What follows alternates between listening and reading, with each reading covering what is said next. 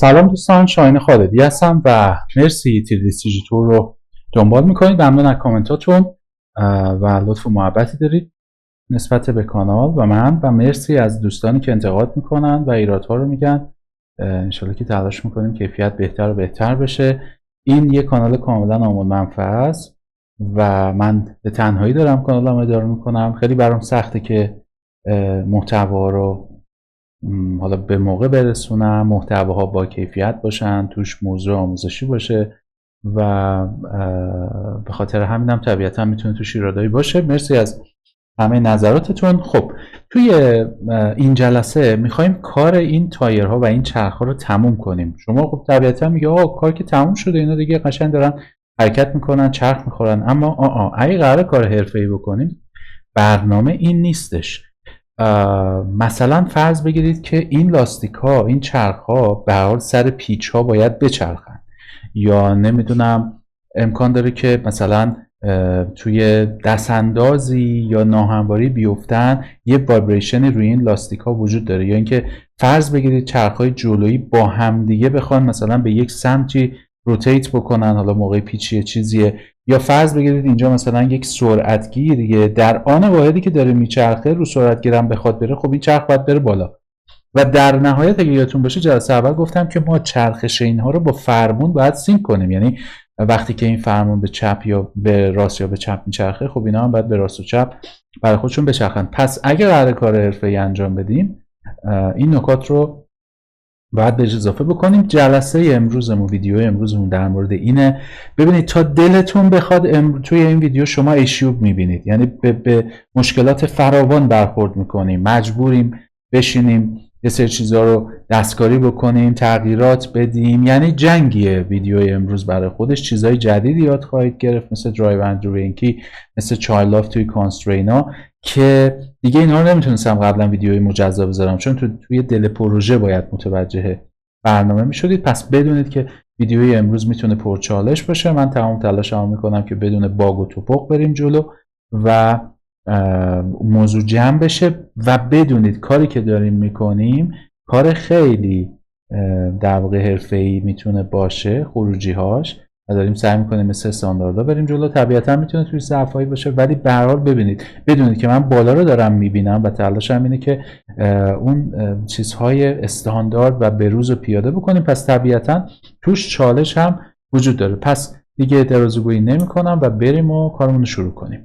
خب ما جلسه قبل اومدیم به کمک حالا کانسترینا و چیزایی که دیدید این حرکت رو درست کردیم که با جلو رفتن این دایره چرخ هم بتونه بچرخه، و بعد همه اون قطعات رو من اگر بیام این از حالت رندر خارج بکنم که راحت‌تر بتونیم کار بکنیم، همه این قطعات رو اومدم به این پرنت کردم و الان این هر جایی که میره در واقع به سمت جلو که بیارم، در واقع این رینگه، اون ترمز ABS و باقی غذایا همه تحت تاثیر این دارن جابجا میشن.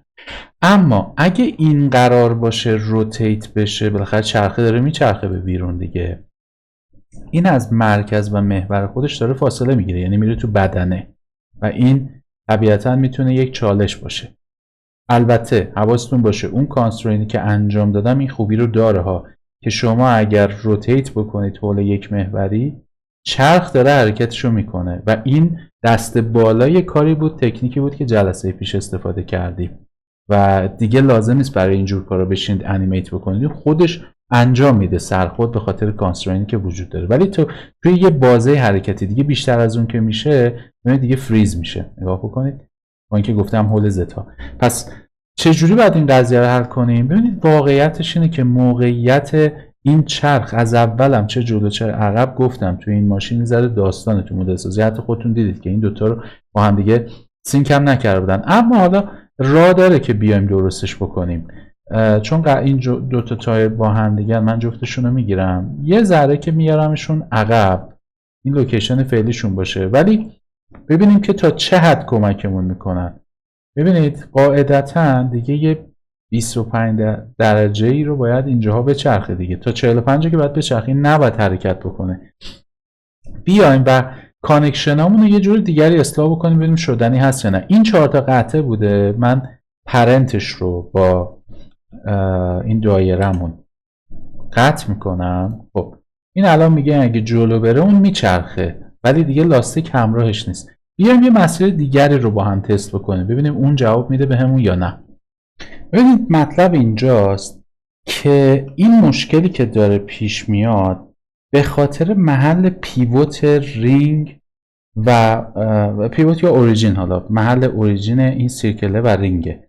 ببینید ماشین ها اگر بخاطر دیگه همه ماشین ها اینجوری هن دیگه، از اینجا کمک فنر رو باقی تشکیلات اومده پایین و پشت این محور اصلیه و حالا توی اون محوری که به در واقع چهارشاخه و نمیدونم دیفرانسیل و اینجور چیزا وصله، در واقع از این پشته که داره چرخ روتیت میشه، از این پشت، نه از محلی که دایره هست. خب چون الان اینها همشون به این پرنت هستن و نسبت به اوریجین این دارن عمل میکنن، خب این اتفاق هم داره میفته.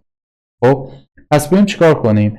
این 4 تا قطعه که داشتیم و برامون اهمیت داشته اینا رو همه رو سلکتشون میکنم و بیایم اینها رو نسبت به این آبجکتمون کلا آلت و پیو بزنیم و پرنتشو از بین ببریم، یعنی صرفا فقط کانسترین جواب بده و باقی قضیه رو بیخیالش بشیم. این قدم اول.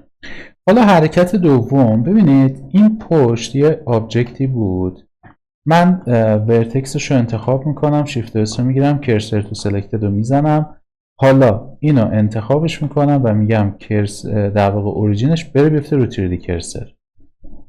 خب اگر میگید که آقا چرا این کار رو همین الان نکردید، اینجا رو نگاه بکنید، این ورتکس رو بگیرم، شیفت تو اس، کرسر تو سلکتد، حالا اینو انتخاب میکنم و بهش میگم آقا اوریجینت بپر بره اونجا. نگاه کنید به خاطر پرنتی که بینشون اتفاق افتاده این مشکل پیش میاد، پس مجبوریم اون پرنتا رو بیایم آن پرنت کنیم و این ایشوه خیلی زیاد میتونه پیش بیاد. مثلا فکر نکنید یه چیز عجیب و غریبیه، نه پیش میاد دیگه تو مسیری که دارید میرید. خب الان اگر بزنم اینجا میام و اورژین تو 3D کرسر، این هم انجام شد. با پشتی ها کار نداریم چون همیشه اینان که میچرخن و اونها تابع و دنبال روی جلویان، پس اونا اوکی هم. فقط این دوتا بودش که مسئله بودن. حالا اگه دوباره بیام این کار انجام بدم ببینیم چه اصلا شدنی هست نیست چجوریه. این که اصلا به این وصل باشه که بهش کاری نداریم. حالا نمیدونم چرا به اون اشتباهی پرنت کرده بودم. این دوتا رو بگیرم و هم پرنت کنم، اینا هم که قرار بودش به این، چون قرار گفتیم ثابت باشه فیکس باشه دیگه، اینم بگیریم به این. خب الان اگر این به سمت جلو بره، کانسترینی که داره عمل میکنه و روتیشنش رو ببینید، الان دیگه داره نسبت به اون پشتیه عمل میکنه تو زدا، یعنی آر رو که میزنم حول زد ببینید و با هر زاویه که بخواید از هر دو طرف داره عمل میکنه. این پس در واقع روشی که باید حواسمون بهش باشه. این تیکرم با سری بزنم، اینا به هم مرج بشن، ببخشید پرنت بشن. اینجا رو پرنت میکنیم، رینگ رو با همه متعلقاتش پرنت میکنیم، اینم پرنت، این GT4 هم به این پرنت بشه. خب اینم چک کنیم، روتیت هول زد ها ببینید اینم داره توی اون محوطه کار خودشو انجام میده. حالا میتونیم بیایم، الان من اینا رو برده بودم عقب دیگه، بیایم اینجا بگیریم اینا رو جی روی وای یکم بیاریمشون جلوتر، مثلا تقریبا اینجا رو در نظر بگیریم و لوکیشن هاشون هم تو این نقطه روی دلتا ریز میکنم که از اینجا بشه ستکی زد. ببینید الان اینها رو به جلو که دارن میچرخن، حول زد هم به دو طرف دارن در واقع روتیشنشون انجام میشه. روی بدنه هم مشکلی نداریم با این قضیه، بس داره این کار انجام میشه. حالا اینقدر که نمیچرخه، معمولا به داخل بیرون میاد، داخلم با یه بازه مثلا به نظرم بین بگیریم 25 تقریبا 25 درجه مثبت و منفی فرض بکنید 15 درجه، توی همچین بازه‌ای باید اینو در نظرش بگیریم. پس اینجا تونستیم مشکل اوریجین یا پیوت پوینتمون رو برای چرخیدن لاستیک ها و چرخ ها به داخل و بیرون لاستیک های جلوی اصلاح بکنیم.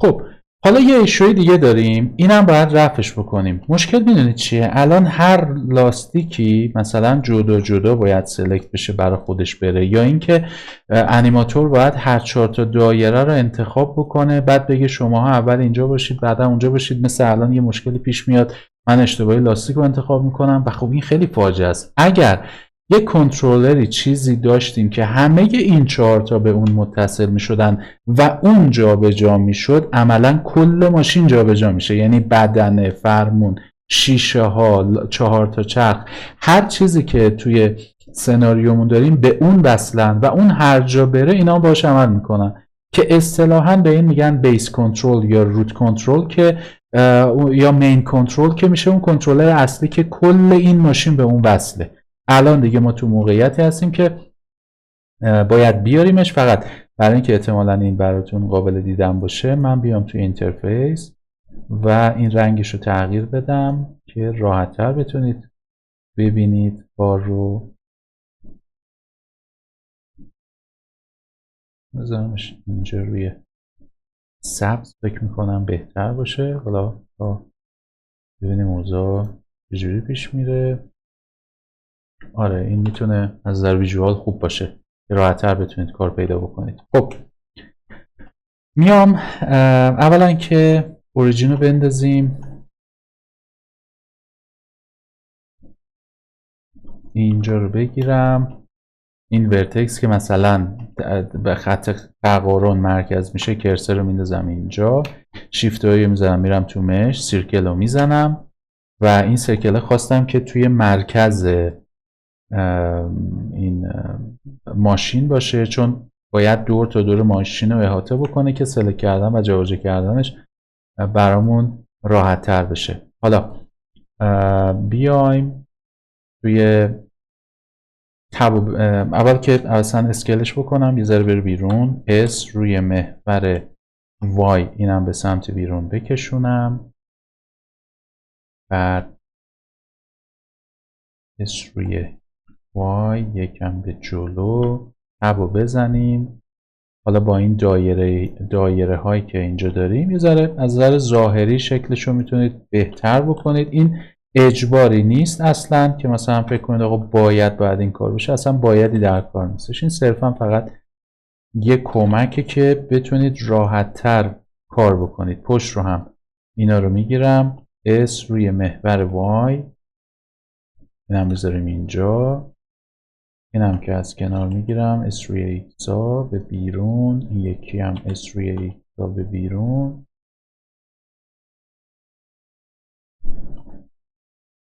جی رو بزنم یکم بیارم عقب. خیلی این یه شکل کلیه که اگر بیام قسمت پایین یا مرکز، معمولا چون اینجا کنترلر زیاد داریم شاید بهتر باشه که در قسمت پایینی باشه و میارمش بیرون که اونهای دیگر رو درگیر نکنه. یه مقدار قسمت جلویش رو باید کوتاه‌تر کنیم، اینا رو هم از این ور بگیریم. خیلی از نظر موقعیتی من این رو اینجا فریزش میکنم و توی لوکیشن در واقع اوریجینش رو میندازم مرکز، لوکیشنش هم بر اساس دلتا فریز میکنم که لوکیشن صفرمون بشه و حتما براش تعریف بکنید، این خیلی مهمه. بهش میگم بیس کنترل.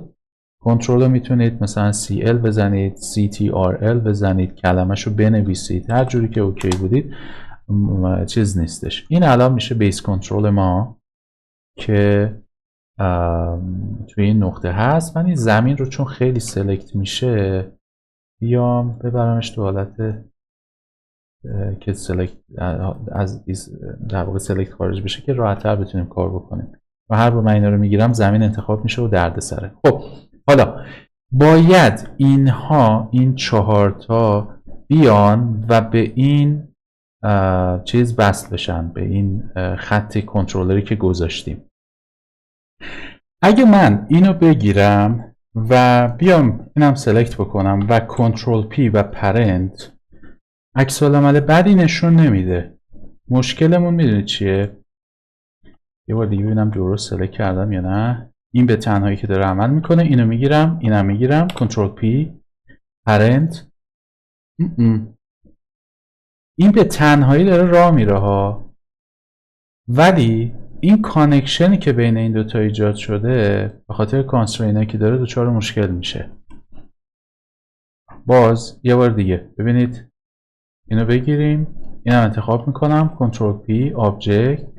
الانی که جلو میبرمش دیگه چرخشه در کار نیست، یعنی این به تنهایی راه بره اوکیه ها، ولی پرنت که شده از نظر موقعیتی داره با این جابجا میشه، کانسترین عمل نمیکنه و این یه چالش خیلی بزرگه. خب اگر اینجوری به قضیه نگاه بکنیم، خب این که نمیشه یه راه حلی. احتمالاً با چیزایی که تا الان با هم صحبت کردیم میگید که خب آقا اشکال نداره، برو تو کانسترین ها یا ترانسفورم بده بگو لوکیشن به لوکیشن، یا برو توی مثلا کپی لوکیشن بگو مثلا لوکیشن این تابعی بر اون باشه.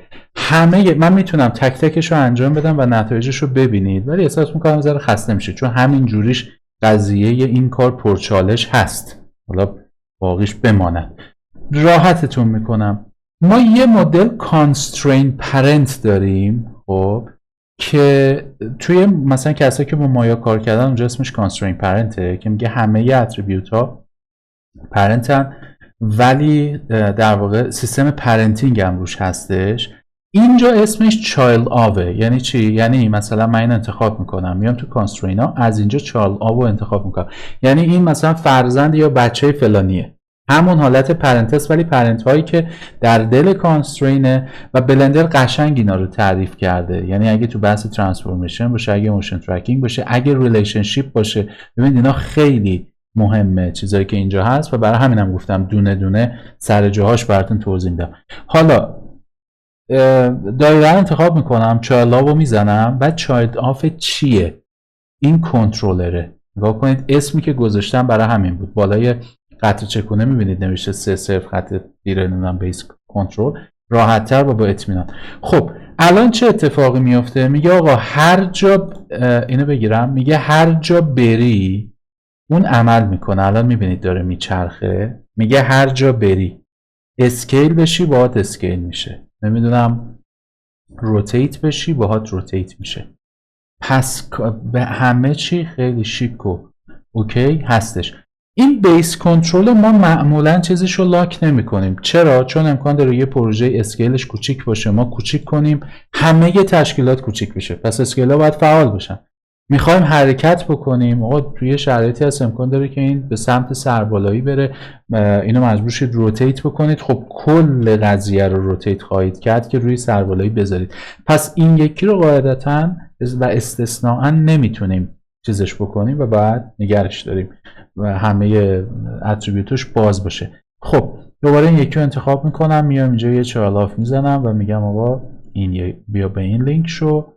اینا رو انتخاب میکنم، چایلد آف رو میزنم، اینم از این انتخاب کنیم، کانسترین چایلد آف با خط چکون. خب الان ببینید اینو بهش میگم که توی محور وای برو جلو و 4 تا چرخ دارن میچرخن و همه چیزم سر جاشه، هیچ مشکلی هم نداره. اگر روتیت هول زد هم انجام بدم، هر کاری بکنم اون جوابش خواهد داد. پس قدم اول رو رفتیم یه بیس کنترلری گذاشتیم، 4 چرخ هم بهش وصل کردیم، اونا ایندیپندنت دارن کار خودشونو میکنن و این هم داره به عنوان رول اصلی و بعدا تمام تجهیزات اون سر وقت میایم و به این متصل میکنیم. الان باید بریم سراغ ایشوی بعدی که داریم. اگه قرار باشه که کار رو طبیعی تر بکنیم، مشکلی که برامون، مشکل که نه، خاصیتی که باید بهش بدیم، چرخ ها رو دیدید وقتی توی دست انداز میافتن، توی جاهایی که سنگ فرش رانندگی میکنن یا رو سرعت گیر میرن، این لاستیک بالا پایین میره، بالاخره اون کمک فنر باعث میشه که لاستیک به بالا مثلا حرکت بکنه. مثال میگم مثلا اینو میگیرم بره بالا بیاد پایین، این دست انداز، این وایبریشنی که در واقع در اثر دست انداز ایجاد میشه. خب شما همین الان میگید که آقا تو همین الان این بیس کنترل رو گرفتی داری بالا پایین روی زدها جابجاش میکنی و این اتفاق افتاده. میگم آره، ولی اونهایی که سیستم تعلیق دارن مثل همین ماشینای پورش یا مثل ماشینای مرسدس بنز یا خیلی یا دیگه دیدید که هر لاستیکی به صورت هر چرخی جداگونه در واقع اون حالت فنری و وایبریشن خودشو داره. همشون اینطوری نیستن. یا امکان داره دو تا چرخ جلویی برن رو سرعتگیر، اینا برن بالا، اونا هنوز به سرعتگیر نرسیدن، رو آسفالتن. حالا که به سرعتگیر میرسن، اولا اینکه اینا رد شدن اومدن پایین، اونا تازه میخوان برن بالا. یا اینکه یه چرخ اومده رو سرعتگیر میره بالا، اون ستای دیگه هنوز رو آسفالتن، یا مثلا پشتی سمت چپ نیمه است. پس ما این کنترلر وایبریشن و فنری بودن این خاصیت کمک فنرها رو بگم شاید اینجوری بهتر باشه، باید به صورت جدا جدا روی هر چرخی بیایم و پیاده بکنیم که این میشه چالش بعدی که باید بریم و انجامش بدیم. خب اولا اینکه یه شکل و قیافه‌ای براش لازم داریم. اگه دقت بکنید اینا رو دایره گذاشتم، اینا اومدم براش یه دونه سطح گذاشتم و در واقع قرار نیستش که همه شبیه هم باشن، چون اگه شبیه هم باشن پیدا کردنشون موقع ستکی زدن خیلی سخت میشه، برای همینم تغییر شکل میدیم. خب میام یه دونه در واقع سیرکل دیگه اینجا میندازم، بعد بذاریمش کنار، شکلی یه چیزی ازش در بیاریم. مثلا اینها رو انتخاب میکنم، بعد S و X و 0 اینا رو هم انتخاب کنیم، S و X و 0. بعد بیام برای شکل شمایلمون مثلا این دوتا رو میگیرم، S روی محور Y، S روی محور Y، اینم بذارم روی باوندینگ، اینم بذارم روی گلوبال، S روی محور Y به سمت بیرون بیاد، اینها رو میگیریم، S و Y و 0.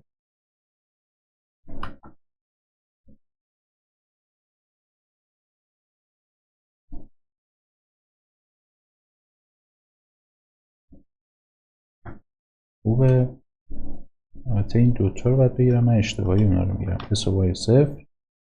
این دوتا رو هم بگیرم S Y 0. G روی محور Y بیاد پایین و جمع بشه به سمت داخل، اینجاها بیارم بالاتر. حالا همه اینا با هم دیگه S و Y 0. خوبه.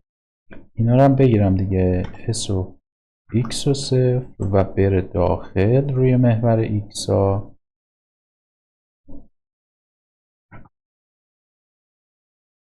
اینطوری سریعتر پیش میریم. باز اینا رو هم بگیریم S و X و 0، اینم بیاد داخل.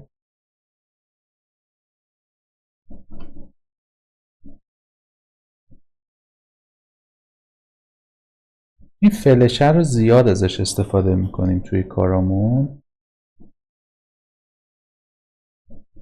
یک کم هم میتونه پهن‌تر باشه تقریبا تو این فضاها. بعد گربمو میگیرم، کانورت تو مش رو میزنم. البته نیازی به این کارم نیستش. بیام اینجا اینو ببرم عقب. گفتم مثلا با هم دیگه ریورسشون کنم، ولی واقعا اصلا نیازی به اون کار نیست، این خیلی سریعتر جمع میشه. S و Y و 0.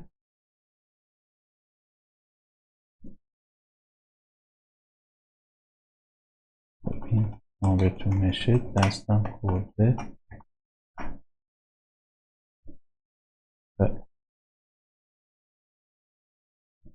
بیام تو سالید. اوکیه. یه بار دیگه اینو بگیریم، هول بدیم فعلا بیرون، این چهار تا رو بگیریم، S و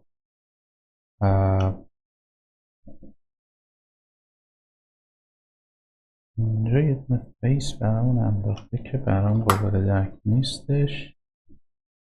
چرا این کار کرده؟ فکر میکنم اونجا که کانورت زدم همه کار رو خراب کرده، مال همونجاست. S X 0 بیاد داخل، همه اینا سلکت SY0 همون کانورتر بود، کانورتر رو زدم اینا رو خراب کرد. الان یه فلشی داریم و با این فلشه میشه کلی رو اینا کار کرد. یه ذره اینا رو به هم نزدیک میکنم چون احتمالا بخوایم اینا رو هم به هم دیگه نزدیک تر بکنیم. از این فلشه جاهای مختلف و اشکال مختلف زیاد استفاده خواهیم کرد، پس روش وقت بذارید اتفاق خاصی نمیفته. حالا برای اینکه یه ذره سبکترش هم بکنم خیلی داستان نشیم، اینا رو همه رو دیزالو میکنم. یه دو سه تایی برامون بذاره بس دیگه. بیایم اینو مثلا بذاریم اینجاها، اینو بذاریم اینجاها، هم بذاریم اینجاها. خوبه. من اینو به عنوان بکاپ میذارم کنار چون میگم در اشکال مختلف خیلی ازش استفاده خواهیم کرد. حالا بیام اینجا و فرق خیلی نمیکنه ها، چون این فقط بحث وایبریشن و روی زد ها به سمت بالا و پایین میره. پس شیفت و اس رو میگیرم، کرسر رو میندازم اینجا، به این هم میگم اوریجینت مرکز باشه و شیفت و اس سلکشن تو کرسر که آبجکت بیاد اینجا، از کنار اینو روتیتش میکنم، اینم از این طرف اسکیل رو به پایین. حالا بیام اینجا تبا بزنم، کل ورتکسش رو میگیرم، جی روی محوره،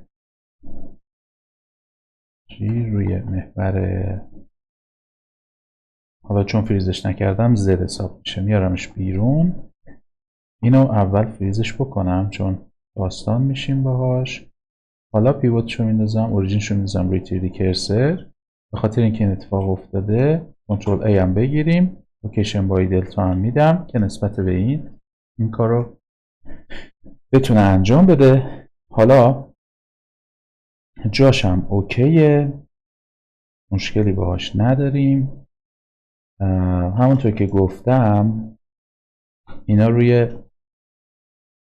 4 تا چرخ هستن دیگه، پس میارمش این طرف، انتخاب کنیم،